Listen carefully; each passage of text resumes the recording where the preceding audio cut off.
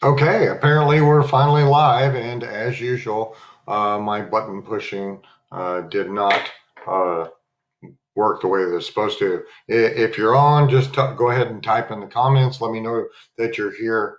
I thought I'd talk today on Mental Health Monday about it just seems like that there's a tremendous amount of fear out there, and that could be possibly because we are being inundated on a like minute by minute basis. Oh my God, everything is so horrible. These many people are sick. These many people died, and it is tragic that people are ill, and it is tragic that people are getting sick. But there's also people getting well, and there's people that are doing the right thing. And I just thought that, maybe we just need to talk about, how to maintain our like mental stability in this really interesting time. I mean, I was out walking at the lake today, and yesterday I noticed that they had the barricades up. And today, when I was out at the lake, they actually have the parking lots closed. They're not preventing people from walking, but since there's no parking spaces, it's going to slow people down, and that's what the plan is to slow people down and to make them think, keep their distance. I was also talking to a client of mine that I see on a daily basis, and the way that she's managing uh, her mental state is that she gets up in the morning and she spends about 30 to 45 minutes on social media, and then she shuts off her social media. She does not watch the news, and she does what she normally does, and it seems to uh, help manage things. And when she was on the media a lot, she noticed that she was getting a lot more upset, so she just cut it out. I did look up a thing for you guys. I don't know why my camera's blinking. I did look up a thing on Inc. magazine that I subscribe to, and they have 18 powerful ways to build your mental toughness. And mental toughness to me seems like where you have to, be strong and shut your emotions off and like not feel. And I'm not really sure that that's a great idea. I mean, I have people in my office or on Zoom who have spent a lifetime switching their emotions off, and now they can't anymore. So my suggestion would be strive more for mental stability in terms of being able to manage your emotional state regardless of what is happening around you. I mean, even maybe your family members might be feeling a lot of fear. That doesn't mean that you have to get sucked into uh, their vortex or their energy. You can manage your energy. But anyway, I thought I would read this is what Inc. magazine says that you should do. Number one, emotional stability. And I find it interesting that they tell you what, they just don't tell you how. Number two is perspective. Mental strength lets you carry on in the world that seems to have turned against you. Readiness for change. Number four is detachment. Number five is strength under stress. Once again, how, what, not how. Preparation for challenges. I do think that we need to mentally prepare. But how do you mentally prepare? Do you prepare for the worst, or do you prepare for the best and any possibilities of something other than being the best? Focus, maintaining your focus, whatever that means.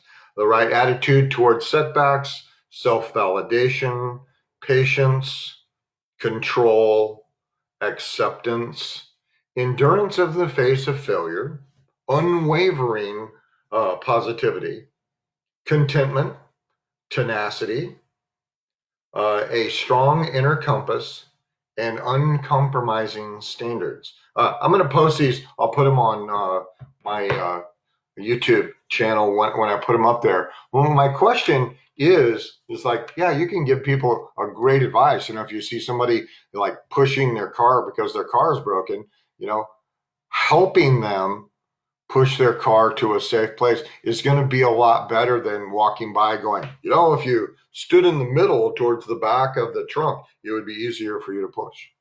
I mean, that's really not a lot of help.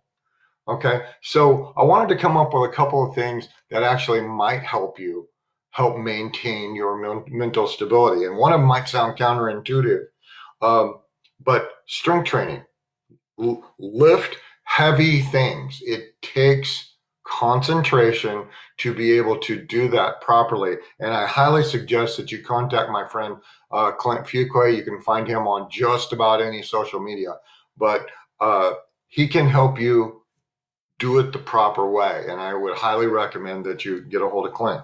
Strength training is something that we really ought to be doing as well as, eating right, drinking water, getting proper amounts of sleep.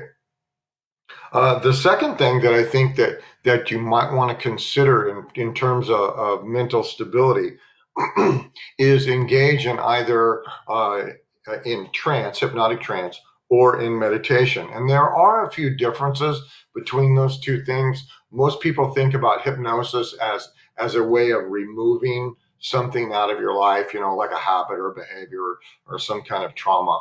But what most people are unaware of is that we use our unconscious mind to create our reality every single day. So what would happen if we thought about something that we wanted into the future and then began to imagine that in a significant way where you're filling in all the details? It's similar to doing vision mapping or mind questing. And then the flip side of that is meditation. Meditation is kind of an interesting concept. I'm doing it 5 days a week with a buddy of mine. And I've noticed that meditation is a goalless practice in which you are sitting. And I don't know about you, but for me, sitting absolutely still and feeling all the stuff that is going on in my body because I want to move, my face itches, or I want to, move my neck or whatever, but being still. And it requires concentration. If you are going to start a meditation practice, there's some cool apps out there, but my suggestion is to start slow, start like 5 minutes. Okay. And then build up. I'm currently at a 20-minute practice, 5 to 6 days a week. And I can tell you that it's not always fun. Today was actually a good day. I got up, I was a little sleepy. I had a buddy of mine coming over to meditate, and I was just sitting there and my brain is going, okay, I'm bored. Let's do something. And then it shifted and I noticed that my physiology changed. I know that my breathing changed and my mood it wasn't a bad mood. It was just kind of an unmood, got a whole lot better. And this is what the purpose of meditation is for, is to build that mental muscle so that you can concentrate and that you can focus on what you're doing, and whatever else is surrounding you, just let it go. My last comment on meditation is pay attention to your working style. One of the things that you might notice is that when most people start a meditation practice, that they go to a class or somebody will get them started meditating and they'll meditate with them for a few times. If your working style is cooperative, I highly recommend that you do a class or that you have multiple people that you're accountable to for your meditation. If you're proximity based, kind of like I am, I prefer to do something with someone, whether it's work out or go for a walk or do meditation and stuff. I'm going to be more consistent and I'm going to be happier if I have somebody that's either on the other end of the phone, or I can do a Zoom video, or just, say, oh, I'm going to go walking, and would you like to talk on the telephone while I'm doing that? Okay. Trance on the other thing, you really need And there also are good apps, good videos and stuff like that. This is something that, based on your working style, you can do self-hypnosis by yourself. You can listen to an audio. I don't know of a hypnosis class that's out there. I belong to a couple of groups that we meet or used to meet monthly. But trance is going to be more goal directed, where you're specifically going for this, whatever this is. Okay. And then I guess the last thing for today is I talk about, when I started this video, I was talking about all of this fear, and my position on this is that it's so quiet and it's so still. I mean, there's like literally no traffic out in front of my house. And generally when I'm doing a video, I can hear all this traffic going up and down the street that's behind me. There's nothing. Yeah, but you can feel like this energy of fear. And what I'm going to suggest to you is you pay attention to the contrast, okay? That you may be feeling, whatever it is that's out there. But how do you feel? How do you personally feel? And learn how to differentiate between feeling somebody else and feeling you. And this goes into a conversation that I was having with another friend of mine, in which, she's kind of stuck at the house with her husband. And even if you're in a full-time committed relationship, we really don't spend all that much time around our partners or around our spouses or our kids.